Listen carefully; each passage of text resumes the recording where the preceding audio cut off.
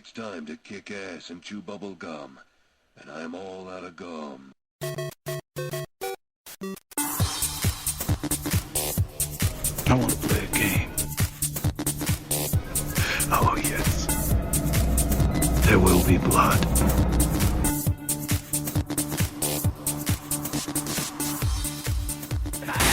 Alright, hey everyone, Christopher here, and I'm with a couple of guys here who are on Kickstarter, and they've got this really cool board game, tabletop game that they're coming out with, and I don't know who, I'm going to do some introductions here first, so.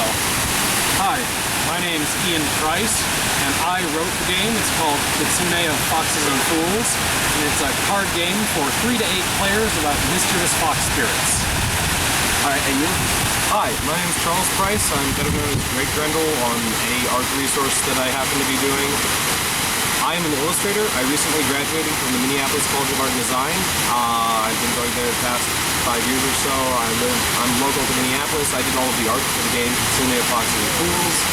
And right now I'm just working like hell to do a lot of art as fast as I can. So. That's cool, that's cool. Well, we got what the game is called. Who can tell us why it's called that?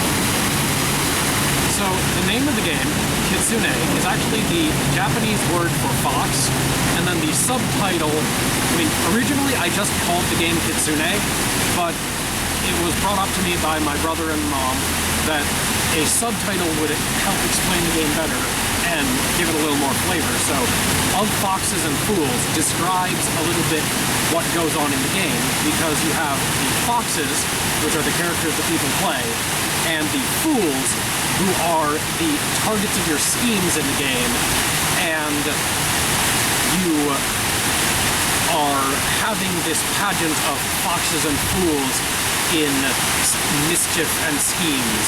So that basically describes more of the game. Awesome. You got anything? Yeah, actually the Foxes and Fools subtitle was something that my fiance ended up coming up with, because I was trying to brainstorm with her. It's like, okay, I didn't know. I thought Kitsune was just a working title and we hadn't figured it out, so I was like, well, what should we call this game? Well, it's about you play as a fox spirit and you're playing tricks on fools to purify their sin and gain mystical power and thus gain tails. So why not call it Of Foxes and Fools? And I was like, you know, that's better than anything I'm probably going to come up with. I'll ask Ian about it. Awesome. The thing about a working title is anything you use as a title before your final title is a working title. That makes sense. That makes sense. So, is this title solid right now? Yep. This is what we're going with. All right. Awesome. Okay. So, in your introductions, you guys basically said who designed and wrote it. So that's you guys, right here. I did art. Words, pictures. All right. All right. How long has this game been an idea? Well, it started with me, and sometime around a year to a year and a half ago, I was in the process of coming up with the rules. Sometime before that, I'd already had the ideas for the characters in a different context, because I play role-playing games and write stories, so I come up with characters for the stories that I'm working with. But around a year to a year and a half ago, I was playing other card games and just playing around with what if I had made cards for these games, and putting some of my characters into that context with some of my friends. And then I realized I've come up with so many mechanics for these characters, I could strip away all the stuff that's copyrighted to someone else and make my own thing. And so I started doing that. And then, a little less than a year ago, Charlie got back to me about doing art for the project and said, you know what, if I don't have something else, I'll do it for my senior project, and I'll let him talk more about that part. So, my perception of the development of the project essentially went like August of last year, so August 2012. Ian sends me an email saying, I've developed these rules for a card game, and I'd like you to take a look at them, and I was wondering if you could do some art for it. And I was And I was just like, oh my god, I am still in school. So I look at the rules and I'm like, wow, that is a lot of cards. Okay, I tell you what, I do not have time for this, but get back to me in 6 months when I'm doing my senior project. And if I haven't come up with anything better, then yeah, I'll do your project. So 6 months rolls around, the things that I was thinking of doing, one of which was a board game, none of them were developed enough for me to actually go forward with them. So I contacted my brother in January 2013 and I said, Ian, haven't come up with anything else? Do you still have that card game? Is it ready to go? He's like, yeah, it's ready to go. You can start working hard on it. And I was like, okay. So 2.5 months later, I get an A on my senior project and I get to walk in graduation and we have a card game with her out there and ready to start playtesting and selling. That's amazing. I like that. Just to continue that story a bit. So, as a continuation of that story, having the final prototype ready came as something of a surprise, even though we had this development process, because I didn't know exactly when things were going to be ready. So, at the very end of June, when we had the first prototype come back to us from the Game Crafter, it came as a little bit of a surprise to me because I didn't know when that was going to happen. So at the beginning of July, we started in a rush arranging for all these conventions we could go to because we realized we've got a product. We can show this off at conventions. We can start to do this. And so we went to Convergence in July. Then we had to take a month off because we had to go see our cousin at her wedding. Okay. And then we came back to it this month, started the Kickstarter, and have been doing conventions straight since we started the Kickstarter. We did Gen Con 2 weeks ago, we were at BeachCon last week, now we're here at Metacon. So we've been getting more and more like promotional materials, like the tablecloth we have set up. That I screen printed that during my senior project semester, and then we have this 11x17 tabletop display which I did during Gen Con, and now we have the like 80-inch banner display which I did 2 days ago, that sort of thing. So that one's pretty good. Yeah, so basically as soon as we got the prototype, we took it to Convergence and did really intense playtesting with everyone we could get, and then we got our second prototype track, which is what we've been taking to all these conventions. And now we learned even more, so we have a third prototype.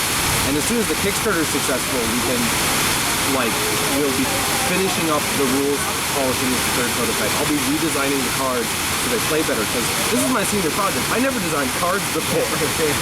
So I learned really valuable card real estate. Put everything in the top left corner. Just crunch it all in there. We actually, at Gen Con, it was a super valuable experience for us. We got to talk to lots of people who were professionals in card games and tabletop games at Gen Con, and Charlie got advice on card design from some of the people at Alderac Entertainment Group and Fantasy Flight Games, who had done a lot of card designing, and I got advice from various designers and publishers who were there, who I got to go to a couple of meet and greet events with, and again, we probably had 100 different people or more play with us at Gen Con, so we got a lot of valuable playtest data from that as well on which cards need to be updated in their mechanics, and so on and so forth. Yeah, and in my case, it really started a little bit before then, because I met a guy named John Goodenough at Anime Detour back in April. I like that name, John. Yeah, I know. He's got a great name, and he's actually a really great guy. I met him briefly, I got his card, and then I just sent him an email saying, hey, I hear you're a game designer, you've been working for a while. He backed us. Huh? He backed us. Oh yeah, and he backed us apparently. But he's a really cool guy, so I went out to lunch with him, and he works at Alderac. And he said, well, since you're going to Gen Con, talk to these people and sit down and show them the game. Just because you're there, you may as well do it. And he used to work at FFG. And he worked for 10 years at Final Fantasy Games. No, at Fantasy Flight Games. And And then for the past year or so, he's been working at Alderad. And he's been a really great guy and really helped us out. So I got the chance to sit down with a couple of the guys from FFG, play about half an hour around with them, show them the rules, and they're like, oh, okay, I can see where this is going. It seems pretty reasonable. They didn't like jump out of their seats or anything, but they really helped confirm some of the things. I was like, okay, so the design should be around here. And I got advice from a guy who actually plays poker, because a lot, and he lines up his cards in a particular way, so it's like the left total line of his cards is what's really valuable to him, the poker card. That's some good advice right there. Yeah, that's really nice. Really nice. So we'll let you get your next question. All right. Let's see here. What was this? Can you one of you describe or even pick out what your game is most like, which is out on the market right now? Okay, there are a couple of different mental analogs that we use to describe this game to people. One is, and my apologies to Steve Jackson, Munchkin. Nothing against your game, but one of our playtesters at Convergence actually described this game as like Munchkin, but fair. And in some ways that's a fair description, because Munchkin is a game that's actually not supposed to be fair. It is a send-up of a particularly unfair playstyle of RPGs like D&D. Whereas our game is a similar playstyle where you have this indirect competition, you are going against these things that are out there in play, but you're competing against the other players, even though you're not attacking them directly. Yeah. It's a similar playstyle, but it has some aspects which are more fair and more designed towards one person doesn't get all the bonuses and snowball stomp everything. There's another analog which I've used a couple times, but fewer people know about it. There's the Ninja Burger card game, which has a similar roll and add your attribute versus something else that's in play, which rolls and add its number. But fewer people have played Ninja Burger, and I don't know if it's in print anymore. Isn't that one also Steve Jackson? I don't know whether that was Steve Jackson. It was a similar style of game. The other example that I've been using a lot recently is it's a similar complexity level to popular collectible card games like Magic. It's just not a collectible set, and it's not a build your deck game. It's just a, this is the set, you get your hand, everybody draws from the same deck. Nice, I like that. And the game is a really strategic game for a card game, because the way that the characters are set up allows for a lot of different ways of approaching the game. Depending on which character you pick, you can approach it in a different way because they have different abilities, and also the attributes that are lined up. You can be the kind of character who aims to have a really big hand and go all through the deck really quickly to try and find the cards you want to use.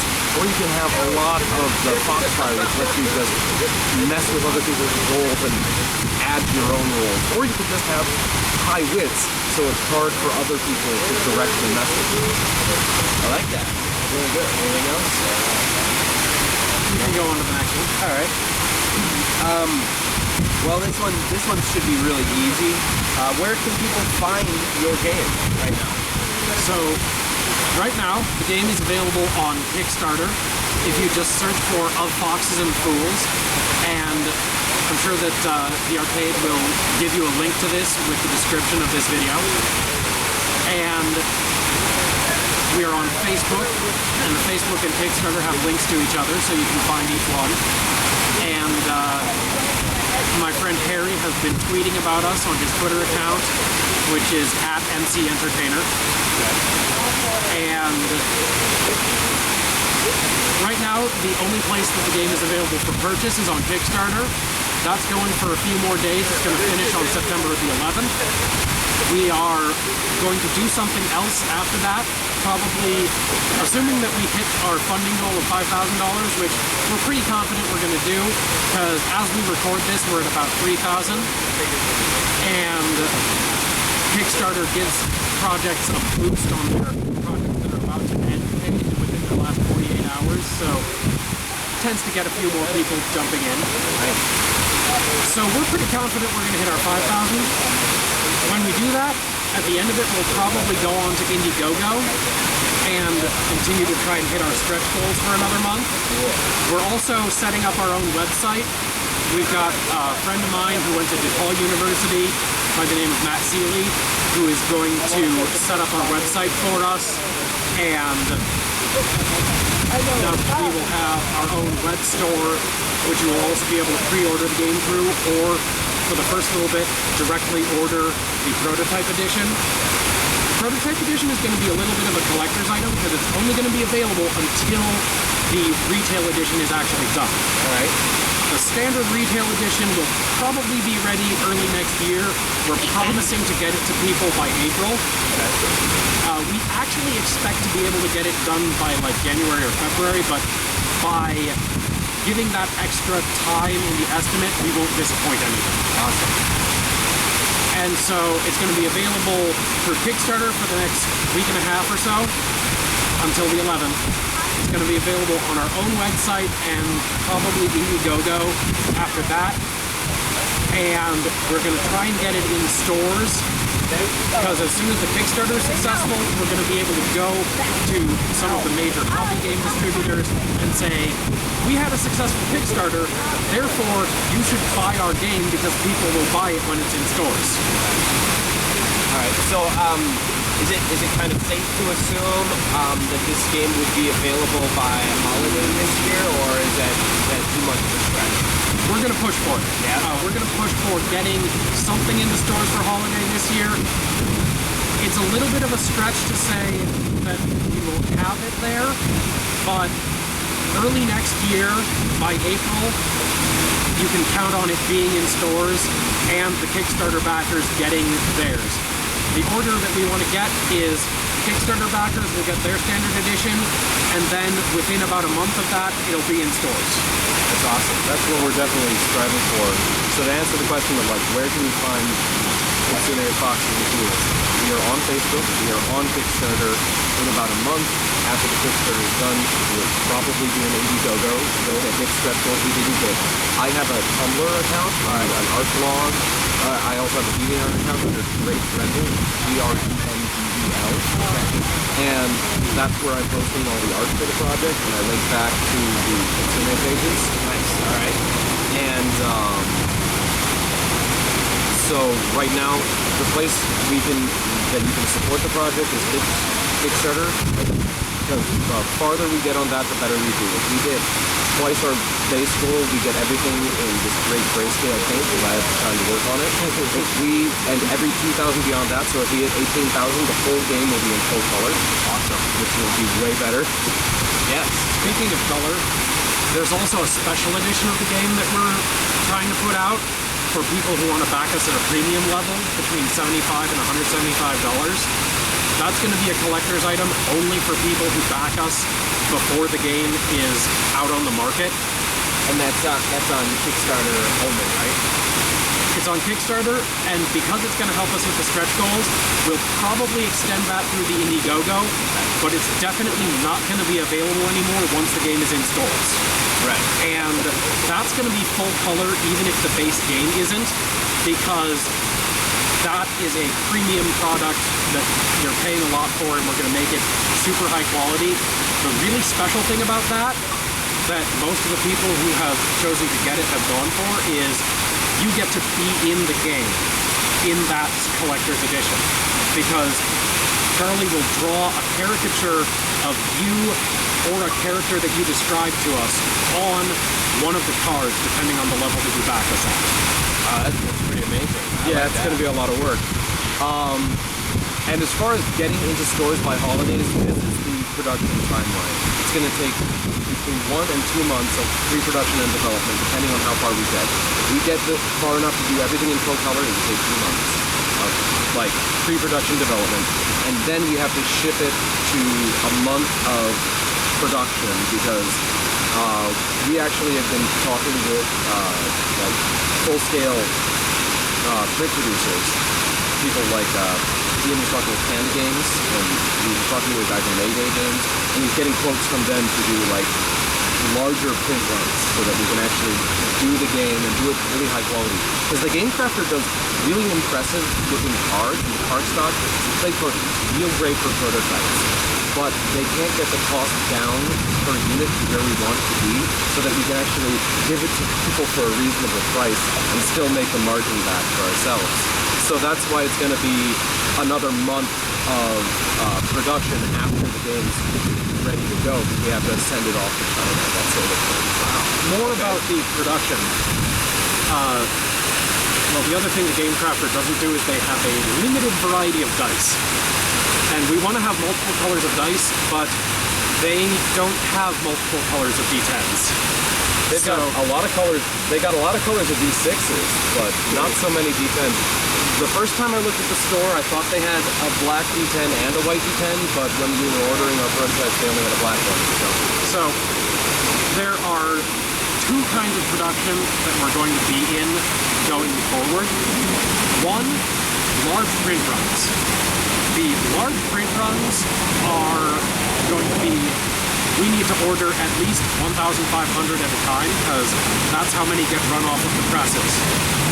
And those will be the ones where we can get our cost down to a level that we can actually sell it to hobby game distributors. Hobby game distributors ask for a discount of 60% off the retail price. Okay. So our cost needs to be way below that so that we can sell it to them. And that's so that they can sell it to stores at their markup and stores can sell it to customers at the retail price. And everybody actually makes enough money to stay in business. Right. So we are looking at a couple different options that both of them have their engineers working on the quote for us. I talked to them just a few days ago, and I'm expecting within the next week or two to get the quote back from them and go with whichever one gives us the better quote for both time and money. And then, excuse me, something in my throat. So, the large print runs are what will get us into stores. However, we are going to be going with a new print-on-demand option just as soon as I can set it up, because another group that I talked to at Gen Con are the One Bookshelf people. They do drive-through RPG, drive-through comics, and now drive-through cards. Drive-through cards, they have managed to get a setup where if the game has only cards, only things printed on standard sizes on cardstock, they can actually do a print on demand at a similar cost to large print runs. Wow. Now that edition of the game is not going to include dice, and it is not going to include any of the counters. You're going to have to provide your own counters for Foxfire and Tails and your own dice, but it will have all the cards and it will have a rulebook, I believe. So it might actually be a rules card with the basics and a link to the rulebook online. But the idea is that will be something that people can order on demand through our site and through drive-through cards that won't be dependent on the large print runs. And that'll be like, there's a company called Cheap Ass Games, and they do that model as well, where they sell you the cards, but any other props that the game might need, you'd have to provide. Like, I believe Lunch Money was one of their games. No, not Lunch Money. No, Lunch Money wasn't one of theirs? Lunch Money wasn't one of theirs. Okay, my bad. Lunch Money was another game done on a similar principle, though, where it gave you the cards, but you had to provide the change that was actually used as counters for the game. Because that was an instance of the game where you used other kids up for their lunch money, and so the counters... I could be wrong, it might be one of those, but I'm pretty sure it's not. Because their games tend to have the white boxes with the black text, and Lunch Money has a really interesting looking box, which makes it less like... could be. It's a well-designed box, too. So basically, the drive-through cards is a sort of, it's the I had something I was missing. Graphic cards is the cheaper option or the faster option. So you got the industrial triangle. Yeah. Cheap, fast, and real and efficient. So You gotta pick cheap, faster, good, basically. So if you pick two. The axes of that triangle that you're talking about. We've got your how quickly do you want to get it, how much do you want to pay to get it, and how good a quality is the final product going to be. You can pick any two that will be to your liking in theory. In practice, you can only really assure one, but you can pick two and you can reliably try to get two. You can't get good, fast, and cheap. So the one that we're not willing to compromise on is good. Yep. And the other things that we're shooting for, with the large print runs, we're shooting for cheap, and with the drive-through cards, we're shooting for fast. Yep. All right, guys. So my next question here is, we looked it up online, and I'm sure everyone else will too. But is there? Can you tell us the levels of backing that you have right now on your Kickstarter? Okay. The most important backing levels, there's a few in between that you can find out on the Kickstarter page. The base level of backing, where you start to get some good stuff, is $20. That is where you get all of the electronic rewards. You get a PDF version of all the art. That's a printable document file, I think is what it stands for. It's an Adobe document type that it gives you the full images for the cards, and this would allow you to print out your own set if you want to at home, print it out on cardstock and cut it out for like a craft project for yourself. And you will, with that version, also get electronic updates of as we do more art for the cards and so on. And all of the versions where you get a physical copy of the game, you also get the electronic copy and the updates. At $40, you can get the prototype edition, which is going to be the finished text, but it won't have the final art for the Trick and Consequence cards, and it won't have the redesigned card faces yet, so it will look pretty much like it has in our playtesting. But the advantage of that is, one, it's a collector's item because it's not going to be available for too long, and two, it will get to you very soon. It will be arriving by the end of October. For $45, you can get the standard edition, which is what's going to go to retail stores. That's going to have the finished art, the redesigned cards, the foxes on the square tiles and all that. And that we're promising will arrive by April next year. Hopefully sooner, but we're promising April. For $10 more on any of the levels of the game, you can get the Critter Camp edition. Critter Camp is an exotic pet sanctuary in German Valley, Illinois, with 350 different animals of 30 different species, and they are a no-kill sanctuary for pets that mostly have been rescued from kill shelters, and they're cross-promoting with us because they have 5 foxes. They have 3 fennec foxes and a silver fox named Vixen, who is a lovely black color, and a marbled Arctic fox named Shadow, who is a little stinker because he actually wasn't a domesticated fox breed. He escaped from a fur farm and is now rescued at Critter Camp. So the Critter Camp edition, the extra money for that edition goes to Critter Camp to support that as a charity, and it will come with a photo of their foxes on the cover. And then for our premium backer levels, between $75 and $175, we have the Nine-Tailed edition. This is a special collector's edition that is available only up until we are done with our initial push before we actually get the retail edition done. going to be available on Kickstarter, and then for a limited time, we're probably going to make it available on Indiegogo. But this is a special edition with unique art. The unique thing about the art is that you can be in it. Depending on the backer level you choose, you can appear on the box or on one of the different card types, and your caricature will be included in there, or a character you describe to us.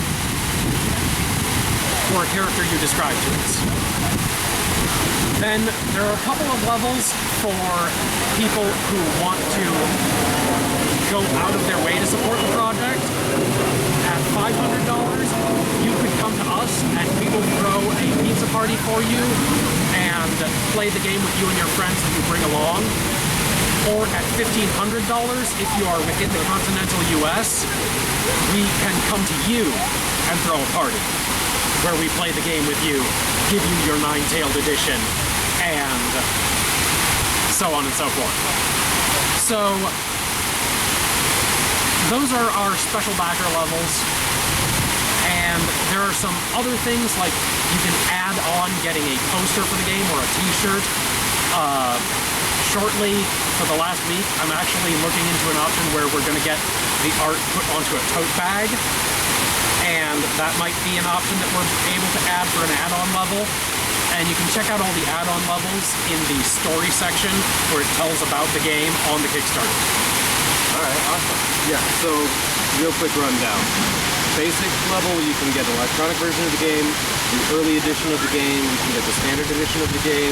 We're offering a limited edition for people who want to pay more money. If you want to pay even more, you can be in the limited edition of the game. We're also offering t-shirts, posters. We might offer a tote bag if we can get that able to be printed up. And we're also offering like smaller 8x10 prints, just a lot of various incentives. We're also doing a cross promotion with the Critter Camp in German Valley, Illinois. $10 extra. You get the Critter Camp version of the game, which has images of their foxes on the box for the game, and also the extra money that you gave us for the Critter Camp edition goes to the Critter Camp. I like that. And I know I'm pretty sure people on Kickstarter are gonna appreciate all these different incentives too. I mean, they sound like they're well worth it. In fact, if we manage to make almost seems ridiculous at this point amount of money, but if we manage to make enough money that we're profitable on the Kickstarter, we're probably going to take out a loan so that we can get his own screen printing studio so that he will have it in-house, and that will prevent us from having to rent space or borrow it from the university or things like that. That's nice. That's nice. We wish you guys luck, so far. Let's see here.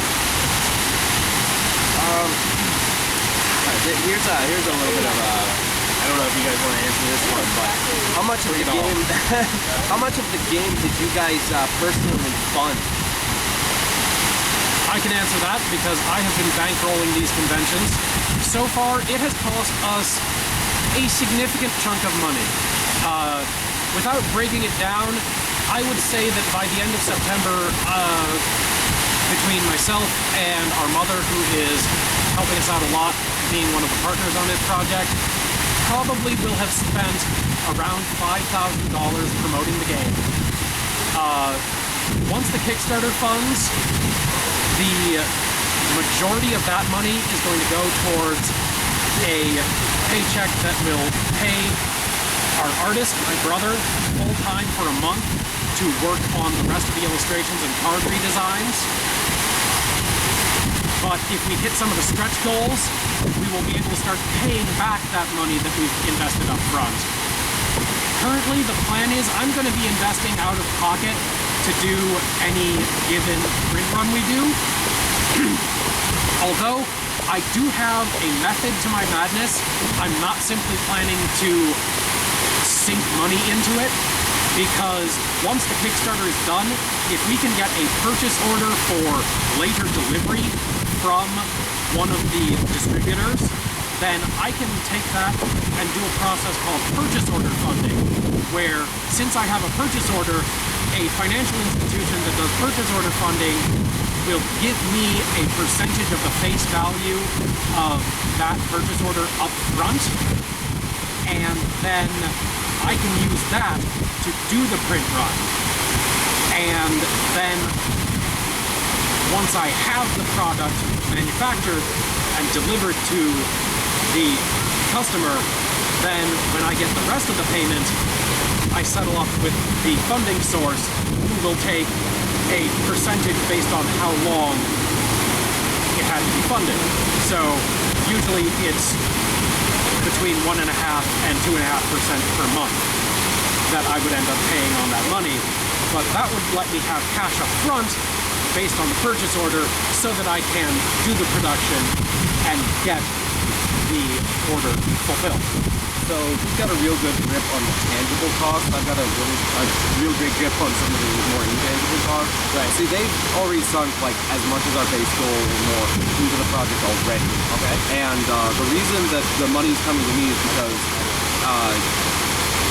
he's living at home and he's like earning money that way, so he can just sink it right back in with our parents. And I'm living up here in Minneapolis, so I'm living a couple states away, and I've got a house and I've got a mortgage to cover. So the more intangible costs have been, I did this for my senior project, so that was 2.5 months of work that I didn't just not get paid for. I had the privilege of doing it. Now, mind you, I got a grade for it, I got a diploma, which is great, but now I'm... As a matter of fact, he is actually getting his diploma for the effort of doing the Kickstarter because he needed to do an internship to satisfy the final requirement for them to actually give him the piece of paper, even though he was allowed to walk at graduation. So doing this project over the past month is counting as his internship at Minneapolis College of Art and Design. And so that is going to get him the final credit to get the piece of paper to hang on his wall to say, I've got my illustration degree. Yep, I get the piece of paper when the game is ready for sale. So I have, so the more intangible costs are, I've been working on this all summer after school let out because like it's needed work. I need to do Kickstarter video, I need to go around various conventions, like that's everything I need to do concepting for finalizing the design. So that's time that I've spent working on this instead of searching for other employment. So it's like, how much have we spent? We've already spent a lot of money. How much have we lost? We've lost even more money. So this is something that we are completely vested into. This is, we have dedicated ourselves fully to this. And we have other things that we do on the side to get income so that we're not like breaking ourselves in the rocks. Right. But this is where it all is all going because I like pay my bills, pay my mortgage, get. So I guess the short and sweet answer to this is you guys are definitely not doing this for the money. Not for Kickstarter. Well, right now, actually, we are not doing it for the money because the money hasn't arrived yet. In the long run, we hope to be doing it for money. Not so much with money as the main goal, but we want to make a living at this because this is my passion. This project is my baby. The art is my brother's passion, and now that he has put so much effort into it, he's at least as invested in it as I am as the creator of the visuals, the creator of these characters in their visual form. So it is our work of passion and love, but also we want to make it our living. I can't quit my day job yet. My day job currently is working for our dad, who is a lawyer, and I do paralegal work, so that has allowed me to have money to invest into this. But I want to be this company. I want to be this game and the other games that we have to make. We've got 3 or 4 or 5 other games that are partly developed, and a list of other games we'd like to develop after that, which, if this project succeeds and becomes profitable, we will be able to do those things. The reason that people like us try to make money at projects like this is because if we can actually make a profit doing what we love, we can keep doing it. It is hard to keep doing what you love because if you have to have a day job and get paid for doing whatever else someone else wants you to do, that takes up 40 hours of your week and what time is left for your passions. But if you can get paid for your passions and make a profit at what you really love to do, which we might be able to do with this, then you can keep doing that and you can keep bringing that thing that you love, that other people have shown that they love by backing you up on it with their money and their support. And you can make these awesome creative projects. And that's what we're trying to do. It depends on sort of what you mean by it. It's like, when it comes to, are we doing it for the money? Are we selling the game for money? Yes, we want money for the game. Are we doing the Kickstarter for money? Yeah, we're doing the Kickstarter to get money. Because we've already sunk a lot of money. So we're doing it for the money to get the money back. When it comes to doing the game, like making this game and playing it with people and showing people, developing something really, really fun, we're doing that because we really love doing it. We want to earn money on it so that we can do 10,000 times again this same thing. Make more enjoyable experiences, make more great art to share with people, to really enrich the world around us. And, you know, without money, that doesn't happen. Right. Because capitalist society, art school rant, that sort of thing. But the point is, we're doing it for the passion, and we just want to make money with the passion that we're throwing at it. On that note, an anecdote, I did have the game fully with most of the cards and the full rules written before we ever started doing the project for the money. So Yeah, because it came out of something that I did before I had that expectation. he had the rules. He had the rules and the cards. He had the folder. He had the game. Like, it wasn't sufficiently beta tested at that point, but he had the game 6 months before. He had the game 6 months before I even agreed to do the art, and he wasn't sure I'd ever agree to do the art. He thought this was just something he made, and he would show it to people. He had a feeling, because I'm his brother, that I'd probably say yes. He had this suspicion that he could, you know, be like, come on, I'm your family, come on. But he didn't know. He just did it because he's like, I have this idea, I want to do this. And then when I started working on the art, he's like, oh, he's actually doing the art. I kind of want to do this too, and this, and this. And one of the next games we're going to do, which is a board game, a lot simpler, a lot faster to play. And he actually came up with that idea because I was like, oh crap, I have to do a final project for Screen Printing. Hey Ian, I need a game that is this simple. It can't be more complex than this because I got to print all the pieces. And of course I didn't finish it. All right, so a couple of more questions here for you guys. Has anyone here at Medicon that you know of backed you guys? There is one person who actually was so excited that he wanted to hand me cash right there, and I had to unfortunately tell him, I don't have something to give you for that, and I can't just tell Kickstarter that this guy handed me money. So he went and backed us yesterday, and I think his Amazon account is still being verified, but when that comes through, he wanted to back us for $200. And there are several other people who have been putting me on cloud 9 because they've been telling me, I'm definitely going to back your project. This sounds awesome. Yeah, when it comes to backers, we hit 20% the first day of the campaign. And then we hit 40% 6 days in.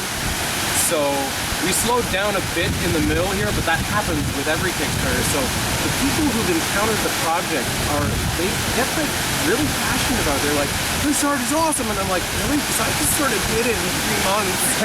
And then there's like, this game is really engaging. I can dig in and have a lot of fun with this. And I'm like, oh yeah, that's pretty cool. I'm really glad you like it. So we've had a weird skew of a lot of the people who backed us at a lot higher than we were expecting them to back us at. Note about that. The average backer amount, the median amount that is given on Kickstarter is $70. The most common backing amount is $20. For our project, The median is at $80 right now, and the mode is at $45. Because that's where you get the standard edition, and everyone wants the game. Wow. And the thing, okay, so interesting thing. I have a couple friends who've done Kickstarters. My friend Jacob Gulliver and Kyle Decker, they did this Kickstarter for a thing called Fang and Talon. Jacob Gulliver was actually the camera guy for our Kickstarter video. He's been a friend of mine for a while, and he is awesome. Like, he is just great. Cool. And they did, they kickstarted the web series called Fang and Talon. The first episode of Fang and Talon is on YouTube. Check it out. It's really great. It has a friend of mine, Max, who's one of the lead actors. Kyle's one of the lead actors, and Kyle was also one of the producers. All right. And Kyle was actually our first backer. Like when he heard it was going to go online, he was waiting. He wanted to be in that first spot. It was just like one of his sort of point of pride things. And he has this thing where he likes backing local projects, and he says he likes saying, giving them $20 and then saying, don't give me anything, just use it. But the thing was, Kyle, I found this out when I stopped by where he works. He backed us for he backed us at $45. He actually wants the game. So he was our first backer, and he backed us for like more than twice what he normally backs. And notably, he increased his backing amount. Oh, nice. He went up to 100, or he went up to more than 100. He wants to be in the game. That's awesome. All right, well, shout out to Kyle. You know, good job, man. Kyle Decker and Jacob Gulliver are really great. If you're in the greater Minneapolis area and you want to do something on Kickstarter, look them up. They will help you out. They can help you get your Kickstarter video set up. They can help you figure out what your reward levels should be. Cool. They are a really great resource because they learned a lot from their first Kickstarter, which was Fang and Talon. Yeah. And we're learning a lot from our first Kickstarter too. But these guys are like on top of it. They're trying to be like the Minnesota web series gurus. So if you want to like get something set up, go and talk to them. They would love to talk to you. So I thought about something. I just had a thought about backer levels. So in that range of our Nine-Tailed Edition backer levels, the idea to let someone be in the game is one that I shamelessly stole from several other successful Kickstarters. Because companies like Onyx Path Publishing, who are releasing the World of Darkness games and the Exalted line, games that used to be done by White Wolf, check them out for their story, but they, in their Kickstarter projects for their new releases of their lines, have had all of these. If you go at this level, you can appear in the product or have your character's name appear in the rulebook as a canon character or something like that. And there have been some comic books that said you can appear as a cameo. There have been some other things that were kickstarted. And I noticed that these reward levels tended to sell out. People really liked the idea that they could be part of something they love.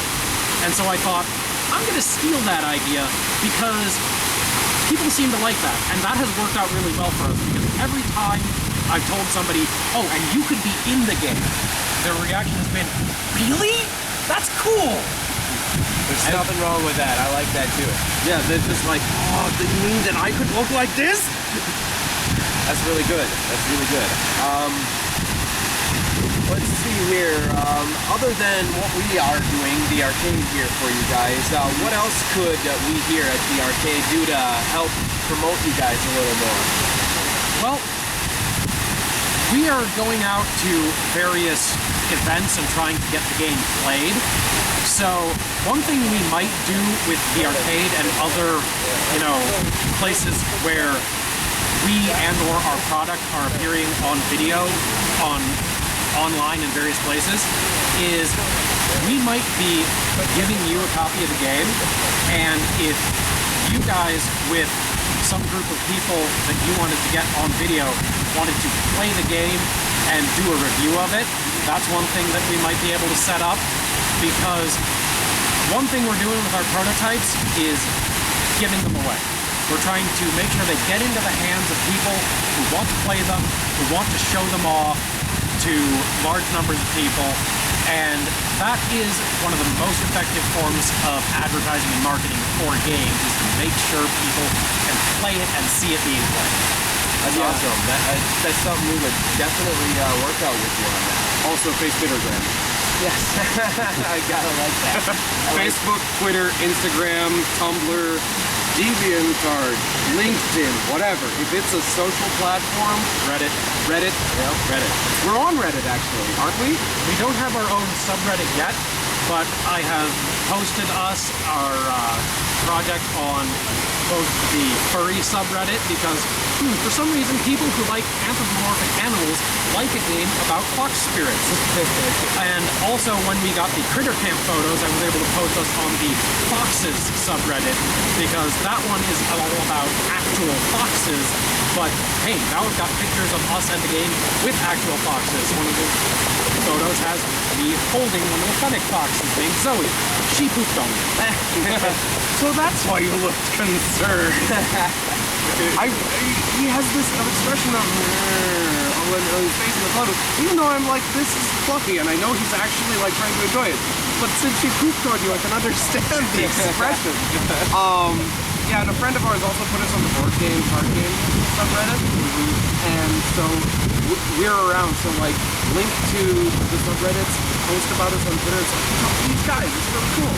So the most like Kickstarter functions on people giving you money.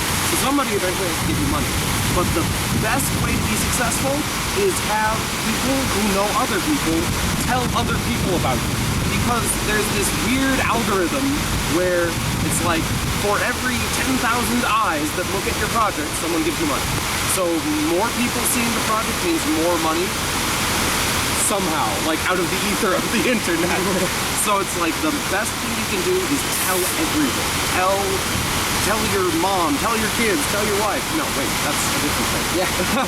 It's like, what it's like playing 6 Degrees of Kevin Bacon, except you're playing 6 degrees of who has $200 they want to give you. And it works exactly the same way because sooner or later, when people find your project awesome, person 1, well, I don't have cash right now. Well, why don't you go tell your friends? Okay, he tells 5 people, and of those people, one of them finds it really awesome, and that person tells 5 other people, and eventually you get to 2 or 3 or even 50 people who actually have money, know where you are, know about your game, and want to give it to you. This principle has worked phenomenally well for people like Riot Games who do League of Legends. Their game is free.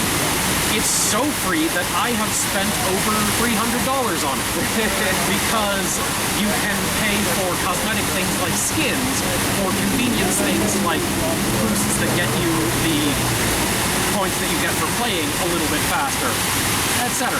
But the idea of it is they've got 15 million people playing their game, and if only 5% of those people give them money in any given month, they're still phenomenally profitable. From the numbers that they've said when they were giving talks at places like MIT, their number is actually closer to like 20% of their people who play the game for free who actually give them at least some money in any given month.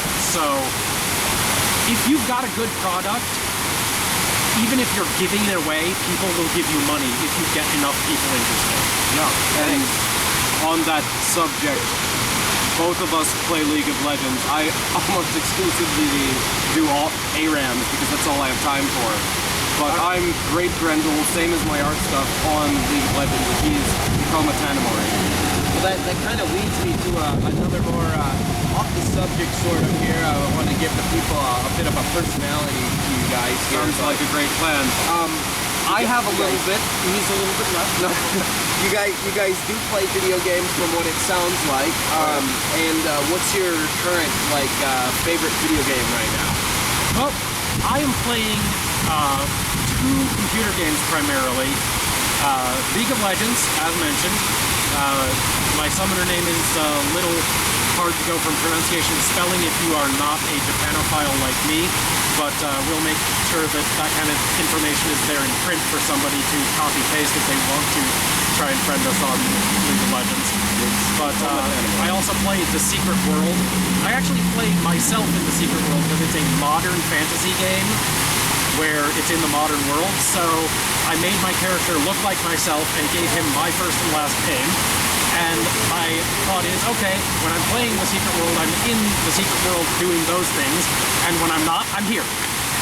But I also play a couple others, like I've got Faster Than Light. It's a cool little indie game that launched on Kickstarter and then was on Steam. It's called, FTL for short. And Everyone knows that. Everyone knows about that. Same thing worked there. Everybody knows about it, and a few people paid $5 to actually have it. Yep. Great. I also have gone back to play some Master of Orion 2 recently because my brother and I are absolutely addicted to that old game. No idea. It is honestly my favorite 4X game ever. 4X stands for Explore, Expand, Exploit, Exterminate. Cool. It's games like Civilization and the Master of Orion series where you set up colonies and set up your empire and then destroy everyone else and conquer the universe or the world or whatever it is on. Whatever your scale is. I play some Civilization 5, but that game just gets to the point where it takes so long for the turns to load that it's actually hard to play. Even though I recently bought a new gaming laptop that's got solid state drives and a pretty good processor and graphics card, when I get 200 turns into a Civ 5 game, and you always get at least that far into a Civ 5 game, it slows down even my pretty high-end gaming machine. Wow. Because there's just so many decisions going on and so much graphics to be rendered. So I like the game when it gets hard to play. So I went back to an older game that ran more simply and just played the heck out of it. I'm also playing, for myself, a lot of tabletop RPGs. I have an RPG night on Tuesday nights, and except for this month when I've been going to conventions left and right, most weekends I do RPGs as well. Every other Thursday, he runs one of them online over Google Hangouts that I participate in. And every 3 months I run one that we import people, including Tim and my other friends from out of town, from Texas and Virginia and downstate Illinois. And we just have this huge 13-person RPG. Next one's going to run on my birthday. Well, actually, a week before my birthday. But when your birthday party is happening. When my birthday party is happening is that weekend. And that runs for the whole weekend every time it meets because it only meets every 3 months. Okay. But we also play a bunch of board games like Arkham Horror, card games like Epic Spell Wars.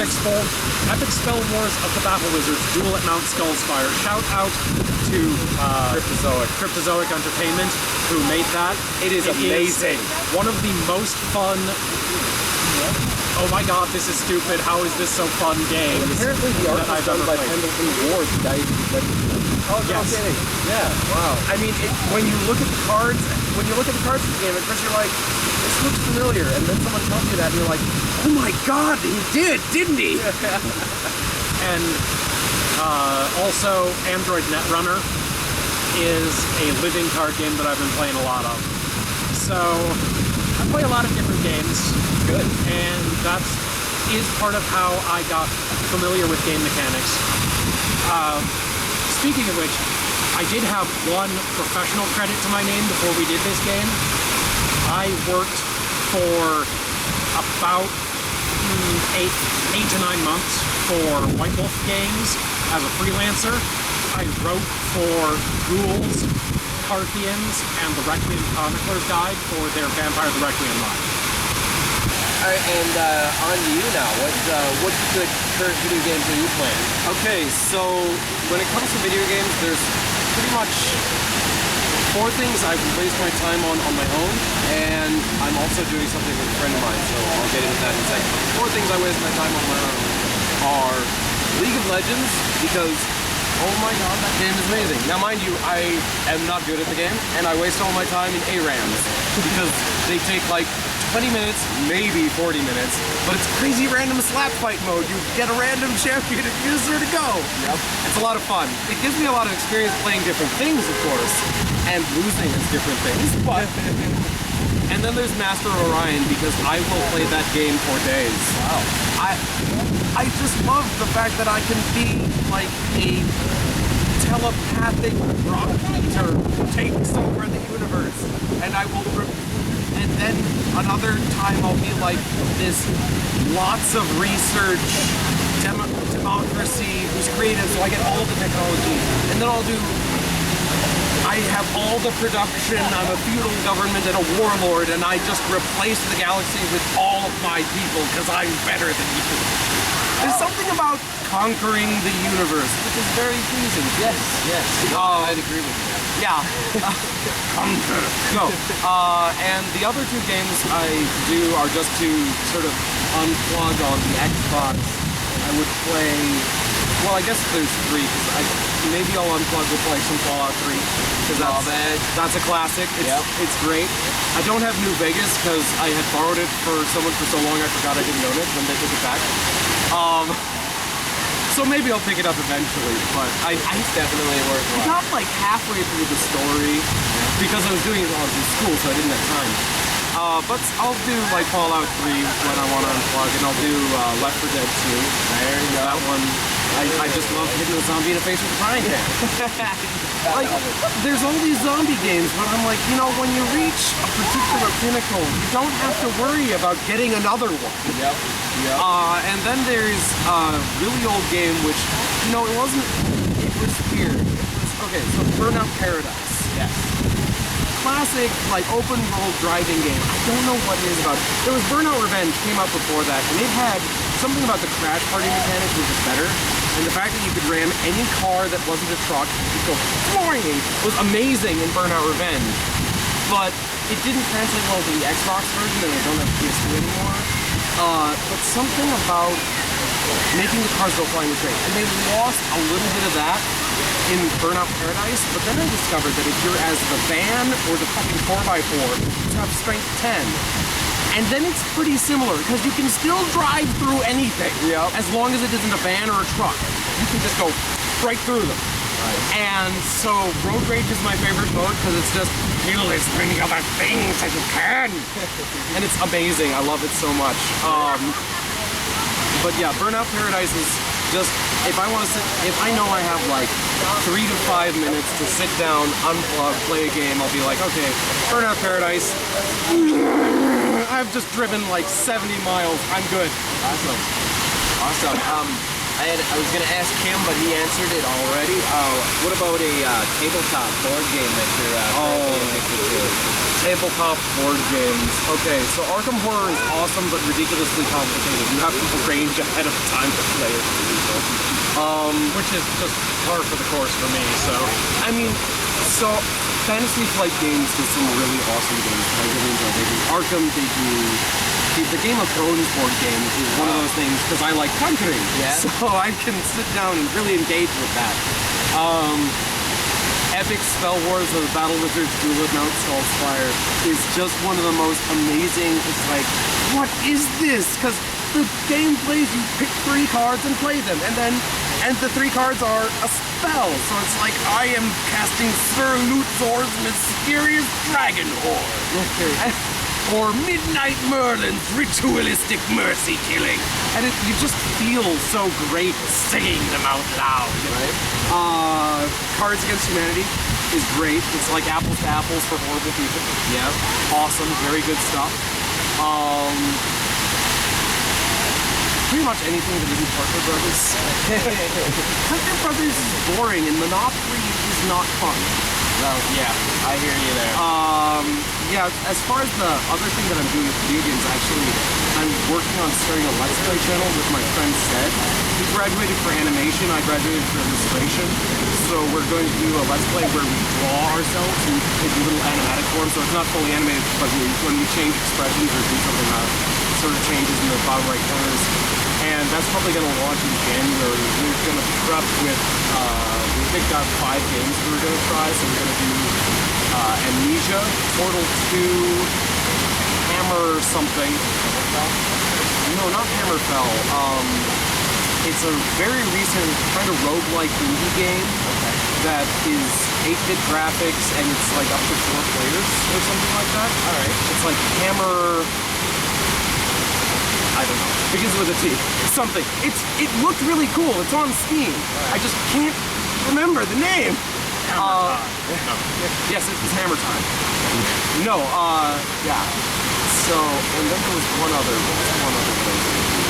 Because we picked out 2 two-player games, and, well, we also picked out Faster Than Light, but that's just because I'm like, you know that, you don't understand, you have to play this. Yes. But, so, it's Faster Than Light, I'm gonna have Zed play that one. Amnesia, we're also gonna have Zed play, because I can sometimes, when I'm playing games, just, like, get really flat and not interesting. Yeah. But when Zed plays a horror game, he screams like a little girl. It's amazing. If I might suggest a Let's Play, it's been done to death, but if your buddy is very animated when it comes to playing horror games, Sean would attest to this. Slender Man, it's free. It's very funny to watch the expressions of people when they play this game. That's another one. We've thought of doing Slender Man, and we've also thought of doing the Containment Breach SCP Foundation game. Alright. That's the one with that like giant. This is a fan-made game.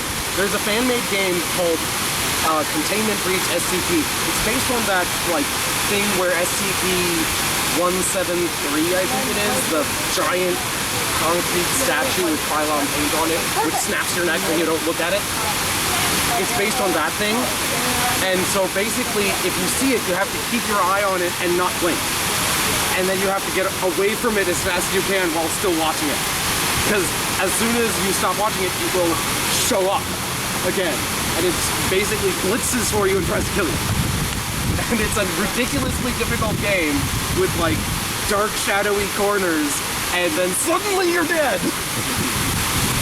I like it. And it looks like this giant creepy baby thing with a beak and weird eyes. It's weird. It's scary.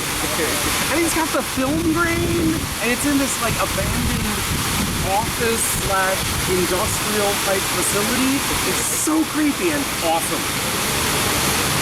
Alright, well, one last question before I let you guys go here. Answer it any way you want, whether it be board game, video game, or whatever, but the game that comes to your mind that has like the most memory from like childhood, whatever, up to now, what would be that game, and why does it spark a memory for you guys? Okay. There is no contest for me. Total Annihilation.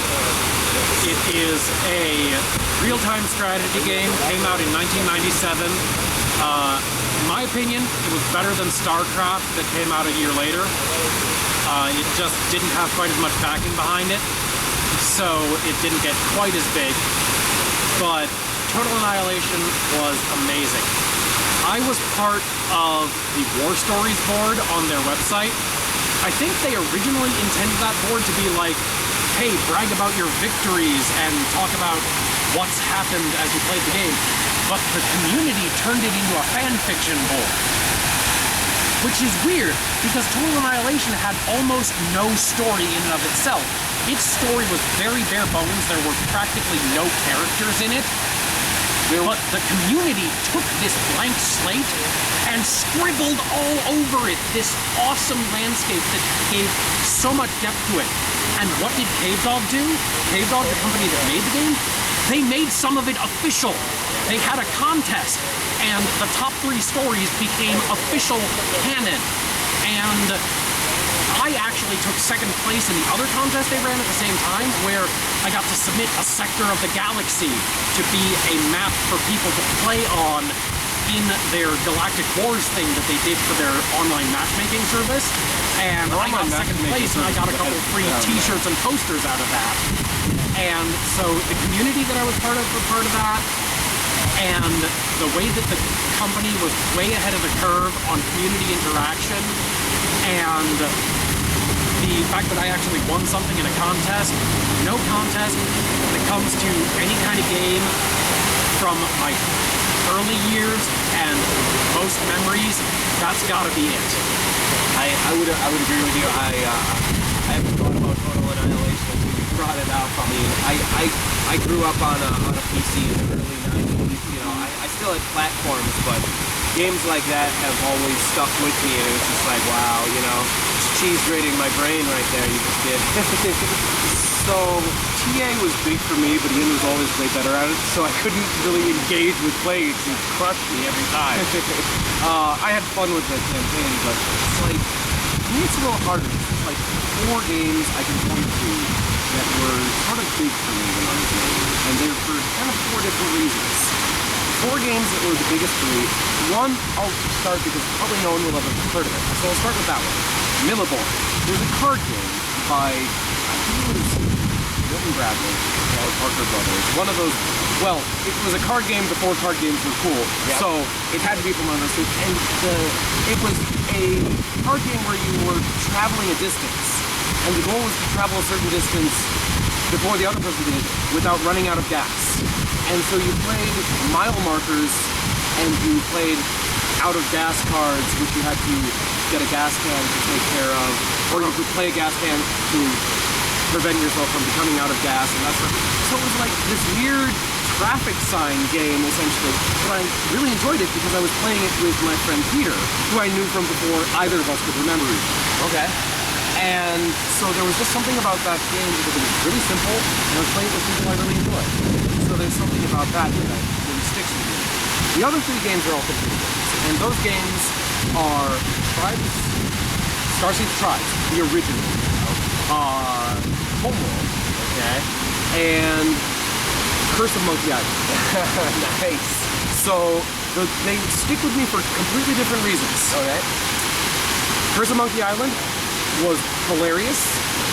The art direction was awesome, and it's like it had this story that you could engage with, which didn't take itself seriously. Yeah. And that was really important. Then there was Homeworld, which I engaged with for kind of a similar reason. I like conquering, and I engaged with it for the story of Homeworld.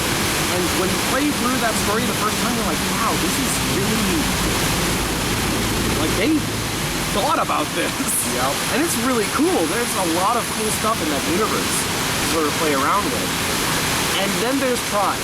And Tribes has a little bit of story, still a little bit more bare bones than Homeworld. Yeah. Not exactly what I would call deep. But I would play that game, the original Star Siege Tribes, on a 64-bit connection. Like dial-up modem, just get in and shoot stuff. Yep. I loved it because I sucked at the game. Like, I was terrible. I was terrible bad. I would die. I would get shot with, I'd be like, how can you kill someone with a chain gun? That's impossible. I would be running around and suddenly I would explode for no apparent reason. But the thing was, like, the maps that they came with were interesting on the face of it, and they gave you this tool in the form of a jetpack to explore. Yep. And their development tools for making new maps was amazing. Yeah. It was like you could do anything, and you could port in models and port in textures, and it was, I played so many, like, after a certain point with that game, I stopped playing on the original map because I was like, those are boring, and I want to explore this strange arcane structure that someone has created by plastering these fucking spaceships together. Yep. It's like, this thing's bigger than 7 football fields. I'm not gonna shoot anyone. I'm just gonna run around these halls and figure out what the hell it looks like in here. And you're not going to shoot anyone, not because you're not trying to, but because you can't find I'm never anybody to gonna shoot. find anybody. It's fucking amazing. And I mean, sometimes, and it was most fun when I do it with a friend, and I get online and be like, oh, there's this new map I downloaded. We have to go look at this shit. And it was amazing because I was just like, so it's like, Milliborns I love for the interaction with friends. Yeah. Star Siege Tribes I love for the exploration and the wonder. And it's like, it had this really intense like gameplay. When I wanted to play a game, I could engage with the mods. The modding community was amazing. There was a Warhammer 40k mod for that. Yeah. Like, you could be running around with a bolter going pew pew pew. And it was, you know, not always very balanced, but it's more 40k. It's not supposed to be. Right. So it's like there was that engaging gameplay, but you could explore. It was amazing. And then there's Homeworld, which had a really, I loved the way the ships were. It was awesome. Serious story. And then there's Curse of Monkey Island, where the gameplay it's a point-and-click adventure game. You're not going to get a lot out of the gameplay. But the story enriched the gameplay because it didn't take itself seriously, so you could laugh about the things you were doing. Yep. And it's like point-and-click adventure games have this really harsh, when you interact, it either works or doesn't. But Curse of Monkey Island had this great way of going, that's not going to work. But it was funny. It didn't make it go, shit, what am I supposed to do? Okay, let's try something else. It's the difference between laughing and All right. Well, I think we're gonna pretty much wrap it up here. We're gonna have some more footage of us playing the game and actually giving you guys at home here, giving us all over the internets what it looks like and everything. I personally want to thank you guys both for taking the time out here to do this. We've been sitting here for quite a while, and I appreciate it. It's been sunny, it's been cloudy. Yeah, it's been sunny and cloudy again. It's crazy. This is Minneapolis, man. It's weather. Yeah. But other than that, again, just one last reminder what the game is called. Kitsune of Foxes and Fools by Ian and Charlie Price. All right, and real quick, until September, where can they find it? We're on Kickstarter and Facebook. Kickstarter is running until September 11th. All right, everyone, so be sure to head on out there and back them up. Even $1 helps. Remember that. So every dollar helps. Yep, every dollar helps. So again, thanks again, guys. Peace. All right, boy, let's do this. Get out of my shop or I'll punch your butt. That's how Tiny Tina rolls. My bad. Still, that was Awesome!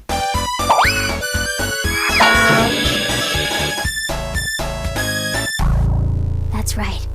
Twin sisters, man. Oh, take 'em. Take 'em, take 'em, take 'em, take 'em. Bye for now. Initiating startup sequence. 1 minute to auto-destruct. Love this podcast? Then be sure to head on over to gruntnoseproductions.com for more shows. Remember to subscribe on iTunes and like us on Facebook. Enjoy what we do. I'm sorry, I'm confused. Hey, how about a nice Hawaiian punch? No soup for you! What? Are you crazy? Sir, I protest. I am not a merry man. Excuse me, would you like to taste my smoked meat log? Resistance